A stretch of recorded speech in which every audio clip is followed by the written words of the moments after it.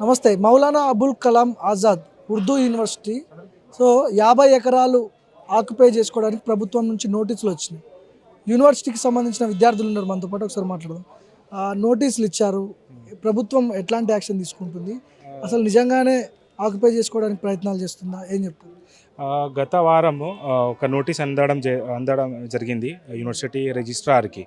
So దాంట్లో ఎలాంటి అయితే లాంగ్వేజ్ యూజ్ చేయడం జరిగిందో దాంట్లో ఎలా అంటే థ్రెట్ చేస్తున్నారు, మీరు ల్యాండ్ యూజ్ చేస్తున్నారు, మేము ల్యాండ్ వ్యాపి తీసుకుంటాం అంటే వీళ్ళ అబ్బా జాగీర్ అన్నట్టు, వీళ్ళు మాకు ఏదో దానం కింద ఇచ్చినట్టు విహారంగా అంటే ఆ లాంగ్వేజ్గా మాట్లాడుతున్నారు.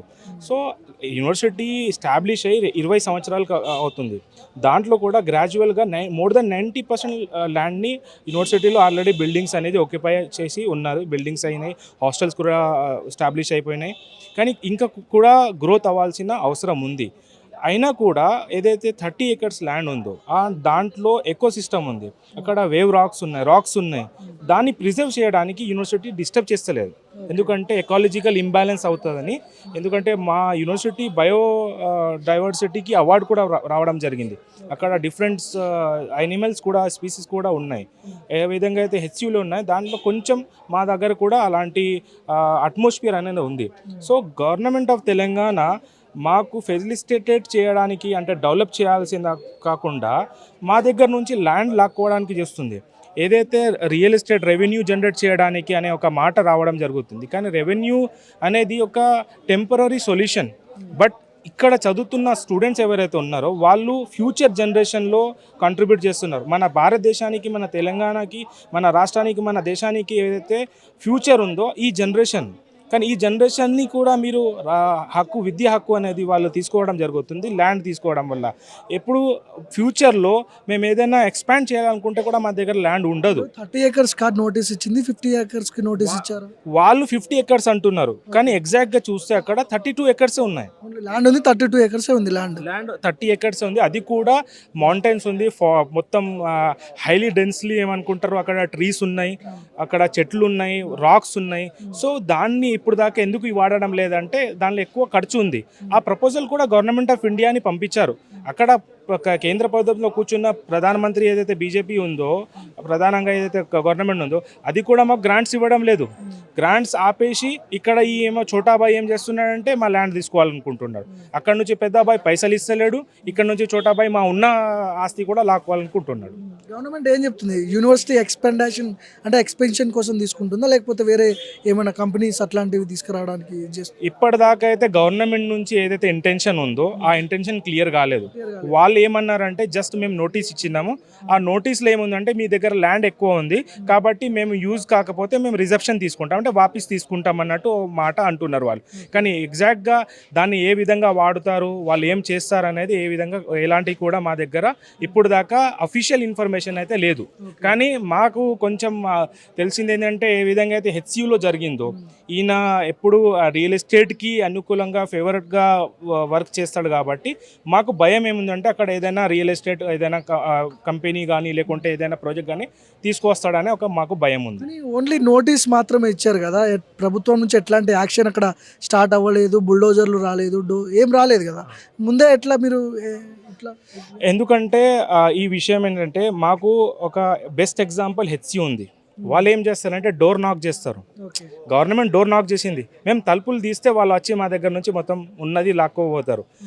ఇప్పుడు మాకు నోటీస్ ఇచ్చారు, 2 నెలలు మేము టైం గడువు అడగాం. వైస్ ఛాన్సలర్ నుంచి టైం గడువు అనేది వాళ్ళకి ఇవ్వడం జరిగింది. ఆ 2 నెలల గడువులో మేము వాళ్ళకి సమాధానం కూడా ఇస్తాం అఫీషియల్గా. గవర్నమెంట్ మా యూనివర్సిటీ అడ్మినిస్ట్రేషన్ ఇస్తుంది. కానీ ఏదైతే బుల్డోజర్ రావడం కానీ అది ఫర్దర్ ఫ్యూచర్ స్టెప్. ఏ విధంగా అయితే హెచ్సిలో చేశారు, వాళ్ళు ముందు సర్వే తీసుకున్నారు, ఇక్కడ ఇంత ఎకరం ల్యాండ్ ఉంది మాకు ఉపయోగంగా పడుతుంది, సో మేము ఇక్కడ బుల్డోజర్ పెడతాం.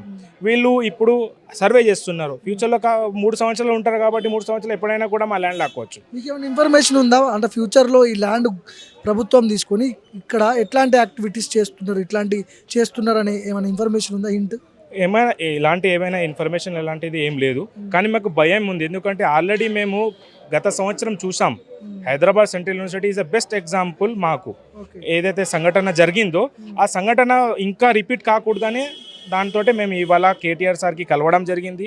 కేటీఆర్ సార్ మాకు అష్యూరెన్స్ కూడా ఇవ్వడం జరిగింది. హాస్టల్ ఒకవేళ ప్రభుత్వంలో వస్తే ఆయన హాస్టల్ కూడా బిల్డ్ చేస్తాడని, ఇంకా ఇన్ఫ్రాస్ట్రక్చర్ డెవలప్ చేస్తాడని.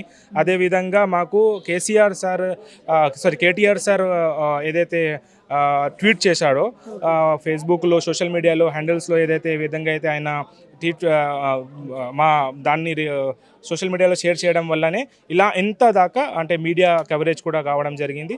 సో మేము ఇంకా ఫర్దర్గా కూడా డిఫరెంట్ అపోజిషన్ లీడర్స్ని కూడా కలుస్తున్నాం. అదేవిధంగా ఫ్యూచర్లో కాంగ్రెస్ పార్టీ వాళ్ళని కూడా కలిసి వాళ్ళని కూడా మా ఏదైతే రిక్వెస్ట్ ఉందో వాళ్ళకి మేము పెడతాం. అక్కడ ఎట్లాంటి యాక్షన్ ఇంకా రెడీ అవ్వలేదు, బుల్డోజర్స్ రావడం లేకపోతే ట్రీస్ నరికేయడం ఇట్లాంటి ఏం కాలేదు. మీరు ఎట్లా అనుకుంటున్నారు?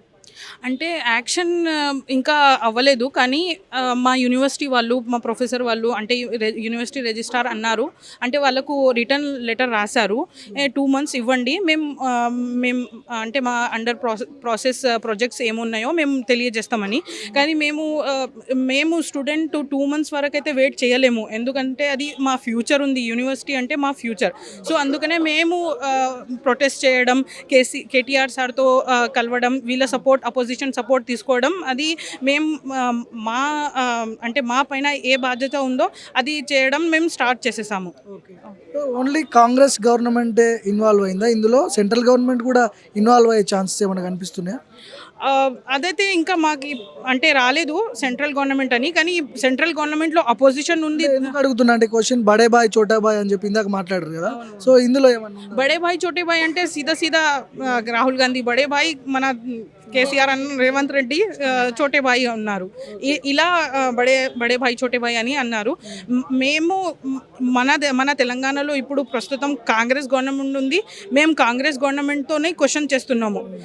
బీజేపీ వేరే పార్టీస్తో మాకు సంబంధం లేదు, కానీ మేము అందరు సపోర్ట్ కావాలని మేము అందరికీ అంటున్నాంకే మాకు సపోర్ట్ చేయండి.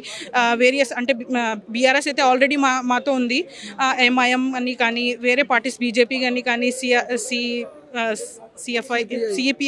సిపిఐ కానీ అందరితో మేము రిక్వెస్ట్ చేస్తున్నాం, మాకు సపోర్ట్ చేయండి, ఆర్ మా ల్యాండ్ మాకే ఇవ్వాలని మేము కోరుకుంటున్నాము. నోటీస్ వచ్చిన తర్వాత మీ యూనివర్సిటీ వీసీ వైస్ ఛాన్సలర్ వెళ్ళి కలిసారా, మాట్లాడారా, ఏం జరుగుతుంది, ఇన్ఫర్మేషన్ ఏమైనా ఇచ్చారా మీకు?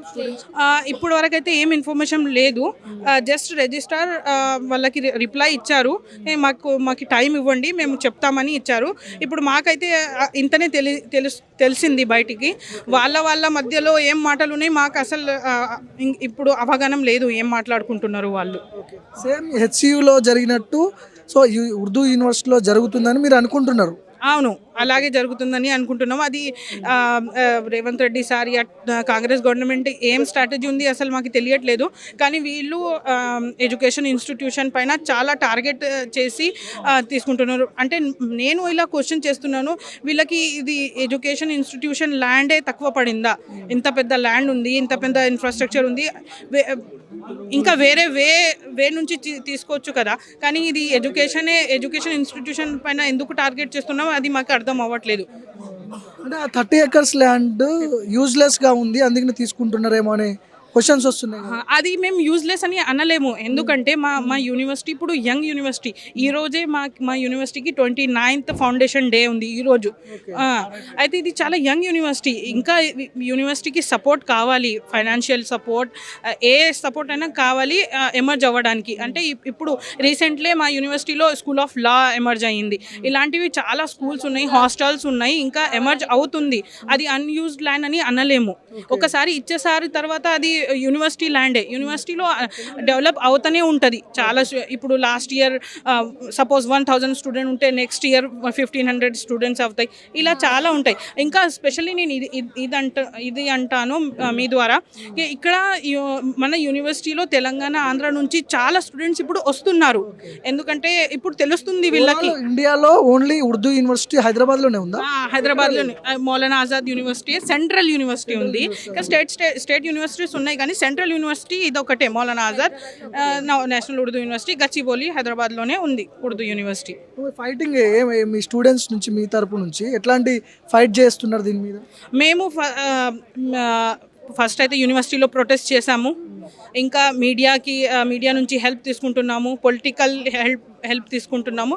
ఇలా తీసుకుంటూ మేము ఈ ఇష్యూని రిజాల్వ్ చేయడానికి అంటే మా ప్రయత్నం మేము చేస్తున్నాం. నోటీస్ ఇచ్చింది 50 acres కా 30 acres కా? 50 acresకి 30 acres అనేది ఏదో చెప్తున్నారు. కాదు 50 acres అవును.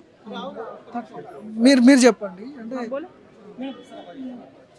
50 acres అని అంటున్నారు, 30 acres అంటున్నారు కొంతమంది. లేదు 30 acres కాదు 50 acres. మేము ఇదే అంటున్నామంటే మా స్టూడెంట్స్కే కావాలి ఆ భూమి. లేదు మీ టార్గెట్ ఎందుకు చేసిర్రో తెలియదు రేవంత్ రెడ్డి. సో మా ప్రయత్నం మేము చేస్తాము. కంపల్సరీ మాకు ఈ ల్యాండ్ మాకు కావాలి. దీని గురించి మేము ఏమైనా చేయగలం, పైన ఎక్కడో వెళ్ళగలం. ఇప్పుడు ఈ 50 acres ల్యాండ్లో ఏమైనా అంటే ఎగ్జామ్షన్ జరుగుతుందా, లేకపోతే అంటే ఎక్స్పాన్షన్ జరుగుతుందా, యూజ్లెస్గా ఉంది ల్యాండ్ అందుకే గవర్నమెంట్ నోటీస్ ఇచ్చిందా? యూజ్లెస్ అయితే ఏం లేదు. ఇప్పుడు డెవలప్ అవుతుంది మా యూనివర్సిటీ. ఇంకా ముందులా ఇంకా ఎక్కువ డెవలప్ కావచ్చు కదా. మాకు యూజ్ వస్తుంది, స్టూడెంట్ది కదా అది. ల్యాండ్ తీసుకుంటే తర్వాత ప్రాబ్లం కావచ్చు కదా. అట్లా तो हमारी कोशिश हम जितना करना है उतना करेंगे. आगे वो लैंड हमारा ही है, हम लोग का ही रहेगा, स्टूडेंट्स का ही है, स्टूडेंट का ही रहेगा और नहीं जीतेगा. अब फाइट चल रहा है आपका यूनिवर्सिटी में, स्टूडेंट्स प्रोटेस्ट कर रहे हैं? हाँ कर रहे हैं स्टिल मतलब अभी एक दिन पहले ही परसों ही कर रहे हैं प्रोटेस्ट. इंशाल्लाह अभी पॉलिटिकल्स के लिए भी हम लोग यहाँ से भी एक कोशिश कर रहे हैं और करेंगे इंशाल्लाह. स्टूडेंट की भी मानों में करेंगे और प्रोटेस्ट. तो फिर कि इधर क्यों आए, केटीआर के पास क्यों आए? पॉलिटिकल हेल्प भी होना चाहिए ना. पॉलिटिकल हेल्प भी थोड़ी सी लेना चाहिए. ले रहे हैं अब कहीं से भी और मतलब ఏం చెప్పలేక. గవర్నమెంట్ ఒకవేళ అన్నట్లు నోటీస్ ఇచ్చింది కదా, ల్యాండ్ తీసుకుంటే మీ ఏం చేస్తారు మీరు? అట్లా తీసుకోనియం మేమైతే మా ప్రయత్నం మేము చేస్తాము. गवर्नमेंट कोई एक्शन नहीं स्टार्ट करेगा, फिर क्यों ऐसा कर रहे थे? हाँ, ये बिल्कुल वही बयान है जो यहाँ के टूरिज्म नोटिस दिया ना. हाँ, ओनली टूरिज्म मिनिस्टर ने भी ये कहा कि हमने एक रूटीन सर्वे के लिए नोटिस दिया, क्यों हंगामा कर रहे हैं. और ये बड़ा सुनने में अच्छा लग रहा है कि क्यों हंगामा कर रहे हैं भाई. अभी नोटिस दिया है, बुलडोज तो कर नहीं रहे हैं, आए तो हैं नहीं अंदर. मुझे आप ये एक बात बताइए, यही सेम पैटर्न के HCU में अप्लाई नहीं किया गया था? आपने HCU में अप्लाई किया कि हम रूटीन सर्वे के लिए आ रहे हैं, आपने ज़मीन नापी और आपने जंगल काटना शुरू कर दिया, वाइल्ड लाइफ को जितना आपने नुकसान पहुंचाया, फिर आप बैकफुट पे गए. रूटीन सर्वे प्रॉपर रिएक्शन के लिए दिया जाता है. अगर यहाँ खामोशी होती तो आप कहते कि अब हम अपनी एक टीम यहाँ के रेवेन्यू डिपार्टमेंट से भेज रहे हैं. तो हम ये बताना चाह रहे हैं कि आपको ये करने की ज़रूरत ही क्या थी. तेलंगाना रेवेन्यू जो जनरेट किया जाता है, क्या तेलंगाना में बहुत सारी ऐसी ज़मीनें नहीं हैं जो जिन पर गैर का कब्ज़ा है, जिन पर दूसरी पार्टीज़ के लोगों का कब्ज़ा है. आप वहाँ जा कर के खींचिए ज़मीन और उसको पब्लिक इंटरेस्ट में इस्तेमाल करिए. वहाँ गवर्नमेंट स्कूल बनाइए, हॉस्पिटल बनाइए. आप पब्लिक एजुकेशनल इंस्टीट्यूट के अंदर आकर के क्यों पूछ रहे हैं कि ये ज़मीन जो है वो अनयूज्ड क्यों है. आपका ये सवाल ही गलत है. अनयूज नहीं है, वैकेंट है. वैकेंट में फ़र्क होता है. वैकेंट वो है जो आज खाली है कल भर जाएगी. गवर्नमेंट जो नोटिस दिए ना, उस नोटिस में क्या है असल? उन्होंने यही कहा है कि आपको 200 एकड़ ज़मीन दी गई थी और तकरीबन 20-22 सालों में आपने 150 तो कवर कर ली जो हमारे सर्वे में हमें दिख रहा है, लेकिन 50 एकड़ ज़मीन अभी तक कवर नहीं हुई. तो क्यों नहीं कवर हुई अभी तक? हम इसको पब्लिक इंटरेस्ट में इस्तेमाल करने की कोशिश करेंगे. अगर आप जवाब हमें दीजिए आपके क्या प्रोजेक्ट चल रहे हैं. अगर जवाब ढीला दिया जाता, बच्चे खामोश रहते, तो वो पूरी सर्वे के साथ नपाई शुरू कर देते कि ये वाली ज़मीन खाली है, इस पर कोई प्रोजेक्ट नहीं चल रहा है, इस पर आप MNCs को दीजिए, किसी को दीजिए. तो आप इसको बहुत लाइट मत लीजिए कि सिर्फ नोटिस दिया है. नोटिस अपने आप में बहुत संगीन मसला है. ये नोटिस उन गैर ज़मीनों पर क्यों नहीं गया जिन पर कब्ज़ा 10-10 सालों से है. ये नोटिस उन जगहों पर क्यों नहीं गया जिन पर दुकानें हथियाई गई हैं. आप पब्लिक एजुकेशनल इंस्टीट्यूट को रेवेन्यू जनरेट का ज़रिया क्यों बना रहे हैं. पब्लिक इंटरेस्ट यहाँ से तो नहीं होंगे. दूसरी बात, तुम यूनिवर्सिटी में फाइट करना ना, इधर केटीआर के पास क्यों आए? ये बहुत वो रूलिंग पार्टी का था, ये सब पॉलिटिक्स कर रहे हैं केटीआर स्टूडेंट्स को ऐसा कर. ये बहुत जेन्युइन सवाल है. हमने यहाँ आने से पहले ऐसा नहीं कि हम ऐसे ही आ गए, हमने बहुत सोचा है, मंथन किया, उसके बाद आए. हमारा ये था कि जब हम इस मुद्दे को रेस करेंगे तो तमाम अपोजिशन पार्टियाँ हमसे टच करेंगे और उन्होंने किया और वो हमें हमारा समर्थन देंगी. ऐसा नहीं है कि वो हमें समर्थन देंगे हम पूरा तकिया कर लेंगे कि जी आपने दे दिया हम मान गए. हमारी कुछ शिकायतें हर पार्टी से रही हैं. ये चेन का एक हिस्सा है कि आज हम BRS के पास हैं. कल हम MIM के पास हैं, फिर हम CPI के पास जाएंगे और कहेंगे कि ये हमारा लेटर है, ये हमारी डिमांड्स हैं। अगर आपने अपने प्रेस नोट के ज़रिए, अगर आपने लेटर हेड के ज़रिए इनकी मजम्मत नहीं की, तो हम आपको अपने अपने क्षेत्रों में डिसोन करने की कोशिश करेंगे और उसका माध्यम मीडिया हमारा माध्यम रहेगा। और जितनी सेंट्रल यूनिवर्सिटी और स्टेट यूनिवर्सिटीज़ हैं उसमें हम परसों से नेटवर्क बना रहे हैं कि अगर CPI खामोश है, MIM खामोश है, तो हम आप वहाँ संज्ञान लीजिए क्यों खामोश है। हमें MIM से ही बड़ा ताज्जुब है यहाँ पर। ओवैसी ब्रदर्स कुछ स्टेटमेंट दिए ये इशू पे। ब्रदर्स में आप अकबर साहब का एक लाइन ये कोट कर सकते हैं, उन्होंने कहा कि अब आप मानो उर्दू यूनिवर्सिटी की तरफ आ गए, बस इन्होंने इतना जिक्र किया है, इससे आगे उन्होंने कोई लफ्ज़ नहीं बोला है। ये प्रॉपर रिएक्शन नहीं है मेरी समझ से। आपको चढ़ जाना चाहिए था बहुत कायदे से कि पूरे हिंदुस्तान की अकेली उर्दू यूनिवर्सिटी है, आप उर्दू की बात करते हैं, मुसलमानों की बात करते हैं, लेकिन आप बस ये कह रहे हैं कि अब आप उर्दू यूनिवर्सिटी की तरफ आ गए। तो आपके जो MLA हैं यहाँ पर 7, आप उनसे विरोध दर्ज कराइए, आपके जो MLCs होंगे उनसे विरोध दर्ज कराइए, आप यहाँ इनको केंद्र में जाके घेर लीजिए। आप हर मसले बयान दे देते हैं लेकिन इस वाले मसले पर खामोश है। तो घर के मसले आपसे सॉर्ट आउट नहीं हो रहे हैं और बिहार में आपको 5 सीट 6 सीट चाहिए हर बार में। तो ऐसी सियासत को भी मुस्लिम कम्युनिटी को और माइनॉरिटीज़ को समझना होगा। हमें यहाँ किसी से शिकायत और दुश्मनी नहीं है। आखिरी से बोलो, ये लैंड गवर्नमेंट ऑक्यूपाई करते हो, तुम क्या कर सकते? देखिए, पहली बात तो ऑक्यूपाई करने की वो कोशिश करेंगे तो सेम वही पैटर्न उनको देखने को मिलेगा जो HCU में हुआ था, कानूनी और ज़मीनी लड़ाई, और हम उससे पीछे नहीं हटेंगे। मुझे बहुत सारे थ्रेड भी आ रहे हैं और रिवॉर्ड की भी चीज़ें आ रही हैं कि खामोश बैठ जाओ, बहुत सारी कुछ चीज़ मिल जाएगी, मगर मैं ये कह रहा हूँ मैं अपने घर को कैसे बेच दूँ। तो आप अगर बुलडोज़र लेकर के आते हैं तो एज अ आउट गोइंग मानो स्टूडेंट्स यूनियन प्रेसिडेंट मैं सबसे पहला वहाँ खड़ा मिलूँगा और आप चाहें उस पर कोई भी चीज़ कर लीजिएगा। तो आप ये मत समझिएगा कि हम छेड़ देंगे।